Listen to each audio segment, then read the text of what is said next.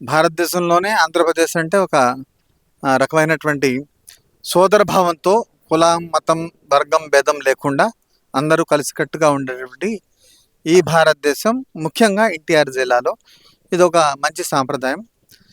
ఆ సాంప్రదాయాన్ని ఏదైతే ప్రేమించు ప్రేమని పంచు అనే సూత్రం ఏదైతే ఉందో అది మా సూఫియిజం మాకు నేర్పించినటువంటి సూత్రం.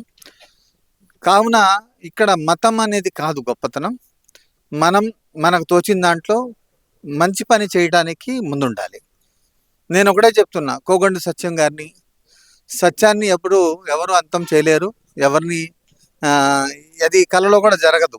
విషయం ఏంటంటే సత్యం గారు చేస్తున్నటువంటి సత్యమైనటువంటి కార్యక్రమాల్ని మీరు గుర్తించకపోయినా పర్వాలేదు, కానీ విమర్శించవద్దు.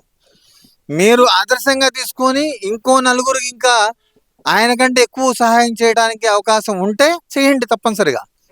విమర్శించడం అంటే ఎప్పుడంటే మీరు ఆయన కంటే ఎక్కువ 10 గుళ్ళో, 10 మసీదులో, 10 దర్గాలకో, 10 చర్చిలకో ఎక్కువ సహాయం చేసినట్లయితే ఆయన ఎటువంటి రాజకీయం ఆశించకుండా, ఎటువంటి రాజకీయాలకు అవసరం అలాంటి పరిస్థితులు లేకుండా ఆయన సేవ చేస్తున్నారు. అది నిస్వార్థ సేవ, దాని సేవగానే గుర్తించాలి.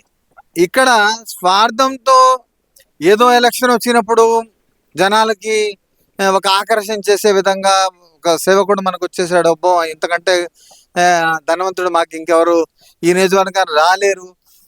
మీరు సేవ చేయండి. ఇలాంటి సేవ మీలాంటి వాళ్ళు అందరూ చేస్తే హిందూ మతమైనా, ముస్లిం మతమైనా, క్రిస్టియన్ మతమైనా అందరూ బాగుంటారు.